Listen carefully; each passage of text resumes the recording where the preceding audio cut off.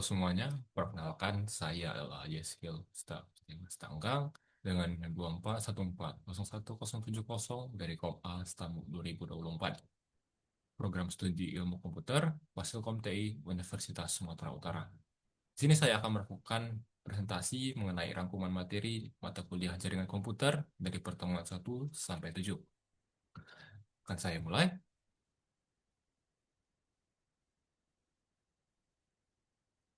Yang pertama adalah internet dan protokol. Internet itu sendiri adalah jaringan dari jaringan atau network of networks yang menghubungkan miliaran perangkat komputasi di seluruh dunia. Secara statistik, pengguna internet telah mencapai 6,4 miliar per Oktober 2005 lalu. Lalu, bagaimana internet bekerja? Internet bekerja dengan menggunakan protokol. Protokol itu sendiri adalah sumpulan aturan yang menentukan format, urutan pengiriman, dan tindakan pesan. Protokol inilah nanti yang akan mengatur bagaimana pesan akan dikirimkan, kapan dikirimkan, dan bagaimana dikirimkan. Lalu, untuk mengirimkan pesan itu, protokol akan memerlukan ISP atau Internet Service Provider yang akan menghubungkan user menuju ke server melalui interkoneksi antar ISP. Jadi ISP ini akan saling berhubungan dengan ISP lainnya sehingga nanti jaringan kita akan terhubung ke server yang kita tuju. Selanjutnya adalah struktur jaringan komputer. Berikut ini adalah struktur secara umum bagaimana komputer dapat terhubung sampai dari user ke server. Yang pertama adalah network edge, yang mana seluruh host atau perangkat akhir end device yang menggunakan aplikasi.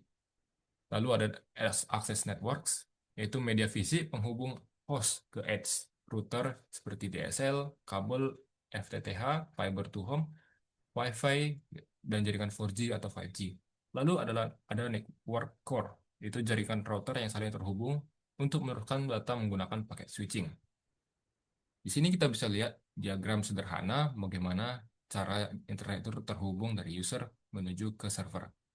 Network edge ini merupakan perangkat-perangkat yang kita dapat gunakan sehari-hari seperti telepon, laptop, komputer di rumah, kulkas di rumah. Lalu ada akses network. Akses network inilah yang menghubungkan komputer kita dengan network core sehingga bisa terhubung ke jaringan seperti tower, Wi-Fi, dan router. Lalu network core ini merupakan ISP-ISP, baik ISP tingkat nasional, regional, maupun global, yang nantinya akan saling terhubung sehingga kita bisa terhubung ke server, yang merupakan end system yang ada di ujung lainnya. Selanjutnya adalah jenis jaringan akses. Yang pertama adalah WLANs, itu memiliki jarak sampai 30 meter dengan kecepatan hingga 450 Mbps. Lalu ada wide area untuk seluler, jangkauannya puluhan kilometer, kecepatannya bisa mencapai belasan Mbps. Enterprise, campuran kabel atau nirkabel Ethernet dengan kecepatan 100 Mbps sampai 10 Gbps. Enterprise ini biasanya digunakan untuk universitas ya, ataupun institusi besar. Lalu data center. Ini memiliki bandwidth tinggi dengan puluhan atau sampai ratusan Gbps untuk ribuan server. Inilah yang akan nanti menghubungkan ribuan-ribuan server yang ada di data center milik perusahaan-perusahaan besar. Selanjutnya kita akan melakukan analisis kinerja delay. Untuk mengirimkan sebuah jaringan ataupun data dari user menuju ke server, ada delay yang harus terjadi. Atau misalnya yang bisa dianggap seperti waktu untuk mengirimkan paket tersebut. Untuk menghitungnya ada waktu total, delay total, sama dengan delay procession, ditambah delay queue, lalu ditambah lagi delay transmission, ditambah lagi delay dengan delay propagation. Delay processing adalah waktu untuk melakukan cek error dan penentuan output. Delay queuing adalah waktu tunggu akibat kemacetan atau congestion. Lalu ada delay transmission, itu adalah waktu transmisi untuk transmisikan bit ke dalam media. Ini dapat dihitung dengan L per R, di mana L adalah panjang paket dalam bit, lalu ada R dengan kecepatan transmisi dalam bit per second. Lalu delay propagation, panjang jarak fisik kabel yang menghubungkan secara fisik. Biasanya dapat dihitung dengan D per S, di mana D adalah panjang sambungan dalam meter dan S adalah kecepatan penjalaran, biasanya dalam ukuran 2 kali 10⁻⁶ meter per second. Selanjutnya adalah loss dan throughput. Paket loss merupakan terjadinya paket yang hilang ketika memori buffer di router itu penuh, sehingga paket itu harus dibuang karena tidak lagi muat di router. Penyebabnya adalah kecepatan paket yang masuk lebih besar dari kecepatan paket luar. Dapat kita lihat pada gambar ini, di mana komputer A dan komputer B terhubung dalam satu router. Mereka saling mengirimkan paket keluar. Namun router ini memiliki kapasitas yang dapat ditampungnya apabila paket yang masuk melebihi kapasitas dan paket yang keluar tidak mampu menyaingi kecepatan paket yang masuk, maka paket yang masuk terakhir ketika router ini sudah penuh, paket itu akan di lock, dan terjadilah paket loss. Lalu ada throughput. Throughput merupakan laju efektif pengiriman data. Biasanya throughput inilah menentukan bagaimana kecepatan paket berjalan di internet. Namun throughput ini memiliki satu hal, yaitu bottleneck link, yaitu kapasitas tautan terkecil dalam jalur yang menentukan kecepatan total. Biasanya terjadi pada beberapa sambungan yang saling terhubung, seperti ini contohnya. Di sini memiliki sambungan 50 bps dan sambungan di depannya 100 bps. Misalkan ada paket yang masuk, maka dia akan berjalan pada kecepatan 50 bps pada saat ini. Namun meskipun dia sampai di sambungan yang 100 bps, kecepatan paket yang dihantar itu hanya sekitar 50 bps. Karena ini merupakan yang menentukan bagaimana kecepatan itu paket bisa terkirim. Sama seperti sambungan air, jika di sini ukuran pipanya lebih kecil, maka air yang keluar tetap akan kecil meskipun di sini ukuran pipanya besar. Maka tetap akhirnya kecepatan yang keluar adalah 90 Mbps. Itulah bottleneck link. Selanjutnya adalah keamanan dalam jaringan. Keamanan dalam jaringan tentu memiliki beberapa ancaman-ancaman utama. Yang pertama adalah paket sniffing, yaitu pencurian data pada media fisik bersama. Lalu ada IP spoofing, itu pemalsuan IP sumber. Ini bisa digunakan orang untuk memasukkan identitas IP-nya, sehingga server mengira itu sebenarnya orang asli. Namun ternyata itu adalah hacker atau misalnya pengancam. Lalu ada denial of service, yaitu mengumpulkan sumber daya dengan trafik palsu. Solusi untuk mengatasi ancaman-ancaman ini adalah menggunakan autentikasi, lalu ada enkripsi, yaitu kerahasiaan, menjaga paket kita itu dengan enkripsi, lalu ada tanda tangan digital, itu untuk memastikan integritas kita, lalu VPN dan firewall. Baik, selanjutnya kita akan masuk ke model layering dan enkapsulasi. Prinsipnya adalah setiap lapisan menambahkan header control atau encapsulation. Jadi, dalam sebuah komputer memiliki 5 layer. 5 layer inilah yang akan saling dan akan menentukan bagaimana cara kita dapat terhubung dengan komputer yang lain. Yang pertama ada application layer, HTTP, SMTP dengan unit message-nya itu ya dengan unitnya adalah app message. Lalu ada transport layer yaitu contohnya adalah TCP dan UDP dengan unitnya itu segmen. Lalu ada network layer, biasanya itu adalah IP dan routing dengan unitnya adalah datagram. Lalu ada link layer dengan biasanya adalah Ethernet dan WiFi dengan unitnya adalah frame. Physical layer yang akan melakukan pengiriman bit pada kabel fisik. Dapat kita lihat pada gambar ini, application layer berada di atas. Application layer paling adalah berinteraksi dengan kita user. Lalu ketika application ingin mengirimkan data, application layer akan terlebih dahulu mengenkapsulasi pesannya dengan unit message, lalu akan dikirim ke transport layer. Transport layer akan enkapsulasi dengan unit segmen, dikirim lagi ke network layer akan enkapsulasi dengan datagram, dikirim ke link layer, dan akan enkapsulasi dengan frame, lalu dikirim ke physical layer. Lalu dari physical layer akan dikirimkan ke komputer lainnya. Berikut ini ada arsitektur application layer. Yang pertama adalah client server, di mana adalah server yang selalu aktif atau always on, dengan IP tetap dan klien dapat berkomunikasi dinamis, bisa terkadang on dan off. Namun servernya harus tetap on. Lalu ada peer-to-peer. Peer-to-peer ini artinya tidak ada server pusat. Sistem berbagi sumber daya langsung dengan self-scalability. Maksudnya, server boleh tidak selalu on. Dan nantinya, ketika user ingin mendapatkan data dari server, ia dapat mengambil datanya itu dari end user yang lainnya. Seperti itu peer-to-peer. Lalu ada socket. Socket merupakan pintu komunikasi antar proses aplikasi dan protokol transport. Biasanya ini adalah pintu penghubung antara application layer dengan transport layer. Lalu untuk nanti transport layer mengirimkan datanya menuju ke application layer yang sesuai spesifikasi dan tujuannya, diperlukan identifier untuk tanda sebagai tanda pengenal dengan kombinasi alamat IP dan nomor port. Lalu adalah World Wide Web atau HTTP. Hypertext Transfer Protocol atau HTTP adalah model client server yang menggunakan TCP. Sifatnya itu stateless. Server tidak menyimpan histori dari permintaan masa lalu dari klien.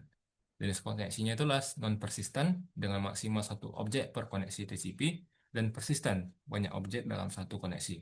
Dapat dilihat dalam gambar ini. Ini adalah contoh koneksi non-persisten, di mana klien akan meminta request ke server, server menerima request dan mengirimkan respons.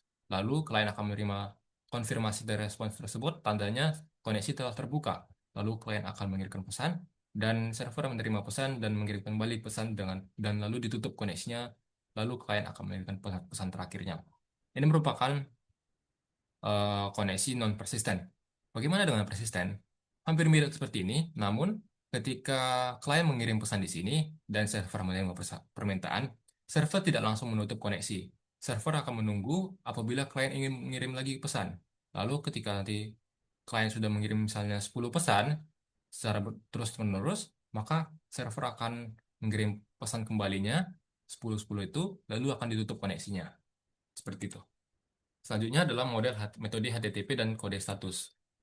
HTTP memiliki metode utama yaitu GET, di mana dia akan mengambil URL, POST, di mana dia akan upload input ke server, HEAD, dia akan meninggalkan objek yang di luar respons, lalu PUT, untuk upload file ke path yang spesifik, lalu di delete, dia menghapus file.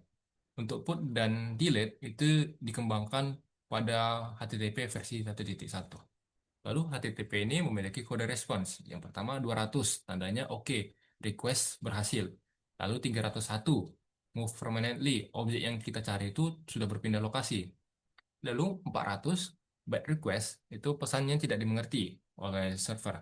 Lalu 404 yang mungkin sering kita alami, itu artinya dokumen tidak ada di server. Lalu 505, HTTP version not supported. Artinya versi HTTP tidak lagi mendukung. Selanjutnya adalah cookies dan web caching. Cookies adalah menjaga kondisi state pengguna, biasanya untuk otorisasi dan keranjang belanja. Komponen cookies terdiri dari header response, header request, file cookie di browser, dan database backend.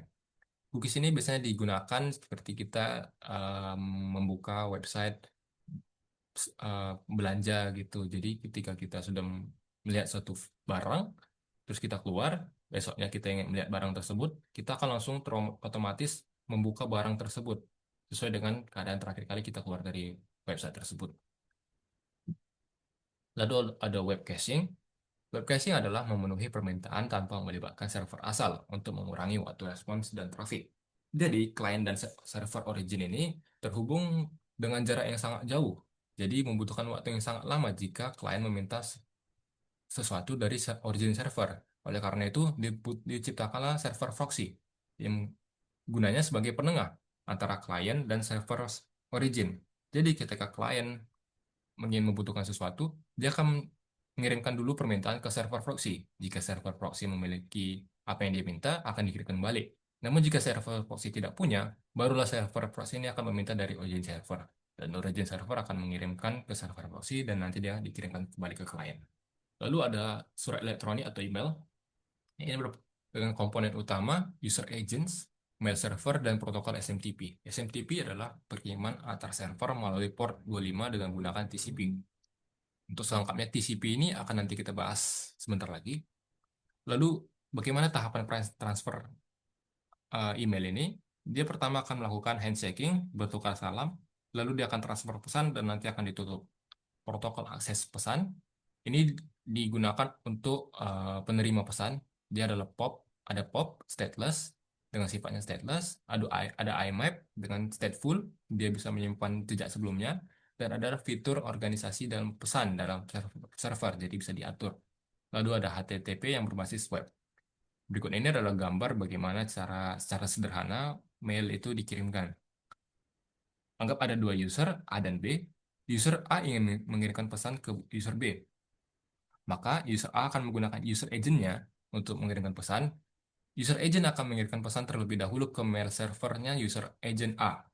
Nanti user mailnya akan disimpan di penyimpanannya, lalu mail server ini akan mengirimkannya ke mail servernya user agent B. Nah, ketika nanti penyimpanannya user B yang ingin melihat pesan tersebut, dia akan menggunakan user agent-nya. Lalu dia akan mengambil pesannya dari mail server sesuai dengan protokol yang ada di sini. Lalu ada domain name system atau DNS. Fungsinya untuk menerjemahkan nama host domain jadi alamat IP.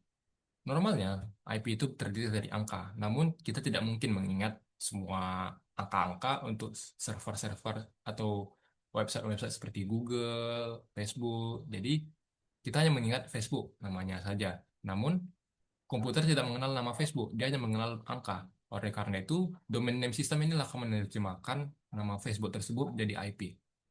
Domain name system memiliki tingkatan. Yang pertama ada root DNS server, yang merupakan pendasar dari berdirinya DNS server. Lalu ada top level domain.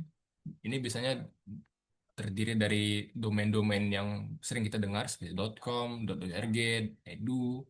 Lalu ada authoritative. Itu adalah perusahaan-perusahaan yang menggunakan top level domain ini seperti google.com, bbs.org, poly.edu. Nah, DNS ini memiliki tipe DNS record, yaitu untuk menyimpan database yang menyimpan resource records. Itu adalah bagaimana data-data disimpan dalam DNS.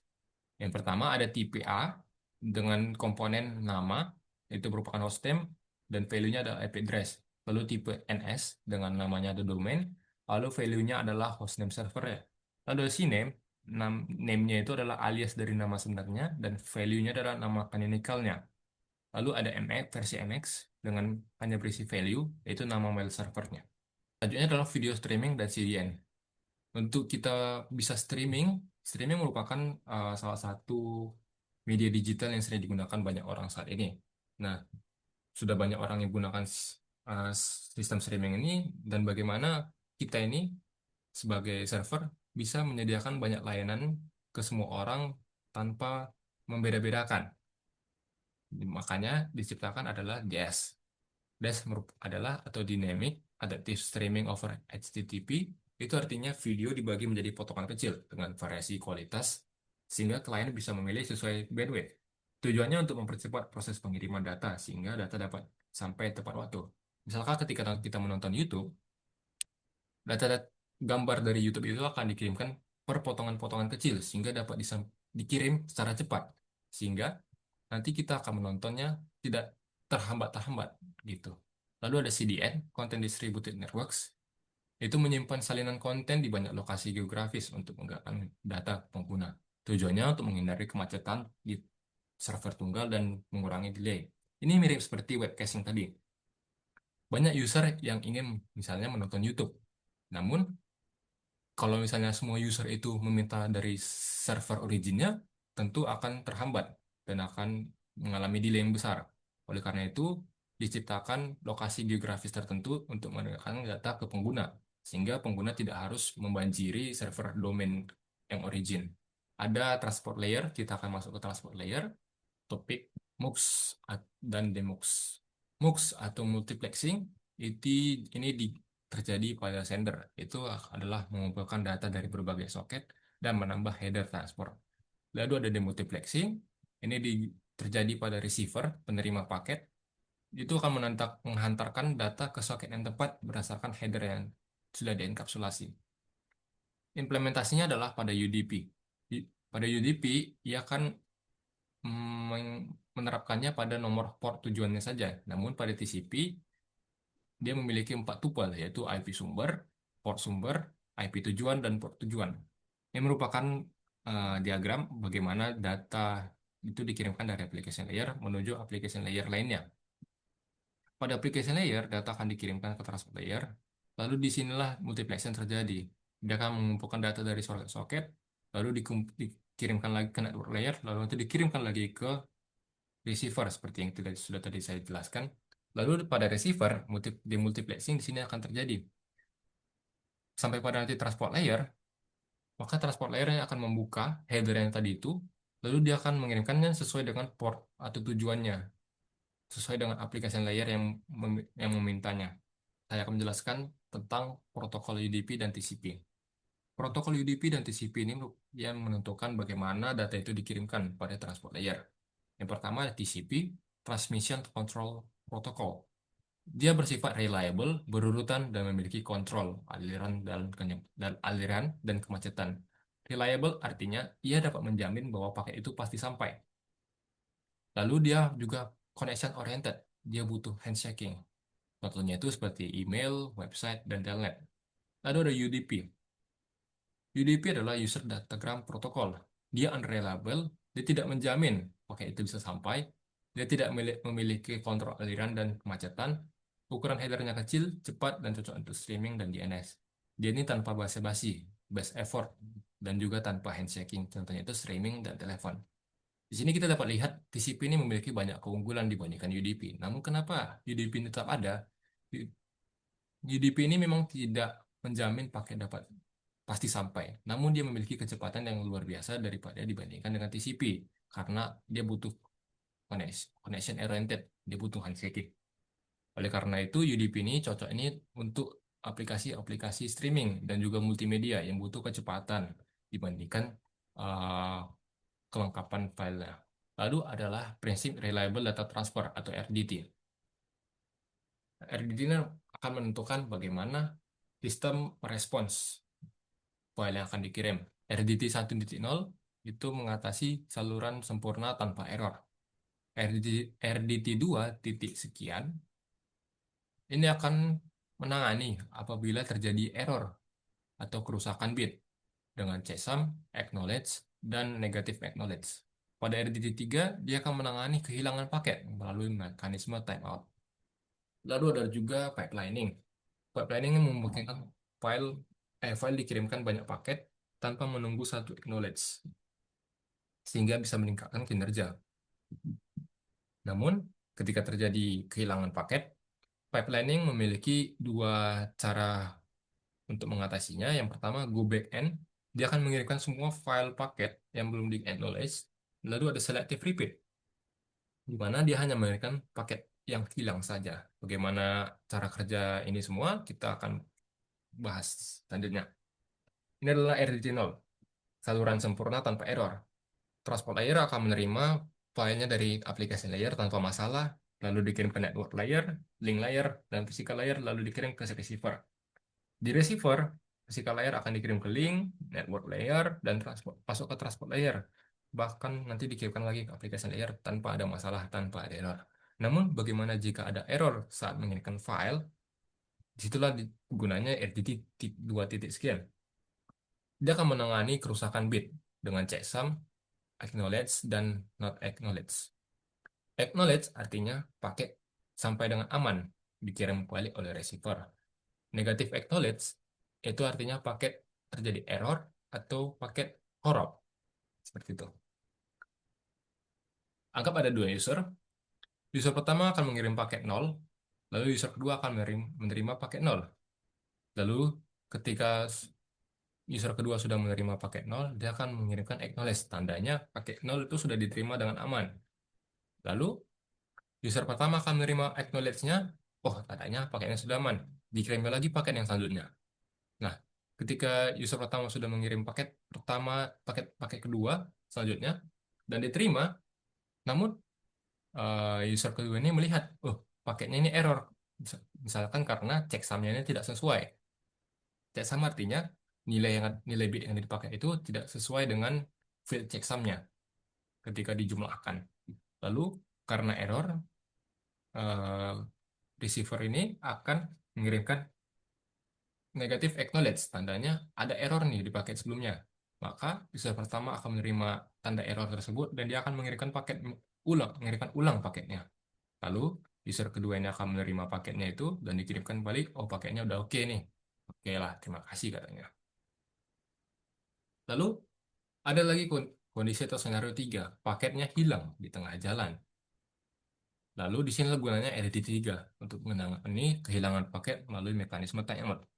Anggap seperti skenario tadi, ketika user ingin mengirimkan paket pertama, paketnya hilang di tengah jalan. Dan ya user kedua ini tidak menerima apa-apa, dia masih menunggu. User pertama ini memiliki sistem waktu. Dia memiliki waktu tunggu secara rasionalnya. Jadi dia akan menunggu kalau misalnya nggak ada respon sama sekali nih dari user keduanya nih. Oh, berarti ada yang aneh nih di tengah jalan. Tanta paketnya hilang, nggak nyampe. Makanya dia akan mengirimkan ulang paket yang tadi tuh. Maka paketnya itu akan dikirim ulang dan nanti akan sampai di sini dia akan memulai lagi waktu waktu yang namanya time out tadi itu. Dia akan menghitung waktu. Diterima nggak ini? Ada nggak ada responnya? Oh, ternyata responnya diterima lagi. Saya acknowledge satu dan diterima dari satunya.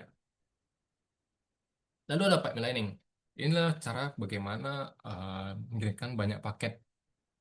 Bisa seperti kondisi tadi, dia akan mengirimkan 6 paket, paket 0 dan sampai paket 5. Lalu semua paket ini dikirim dan diterima oleh komputer kedua. Komputer kedua sudah menerimanya dan dia mengirimkan balik acknowledge 0 dan acknowledge 5-nya. Dan nanti komputer ini pertama akan menerima acknowledge-nya. Lalu bagaimana jika misalnya eh, terjadi error? Ketika mengatasi menggunakan Go Backend, misalnya paket ketiga ini error, maka paket yang sampai itu paket satu, 2, 3, dan 4. Paket satu, 2, 4, dan 5. Nah, paketnya sampai. Tapi user kedua ini hanya menerima 4 paket. Yang paket ketiga ini nggak ada gitu. Jadi yang nyampe acknowledge-nya itu cuman yang diterima itu memang satu, 2, 4, dan 5.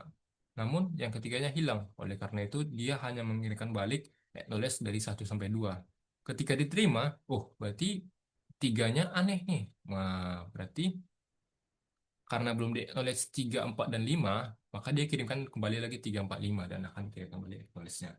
Kalau selective repeat, misalnya pakai ketiga tadi yang error, 1, 2, 4, 5-nya diterima dengan baik dan di acknowledge kembali. Makanya dikirimkan kembali hanya paket yang ketiga itu yang hilang saja.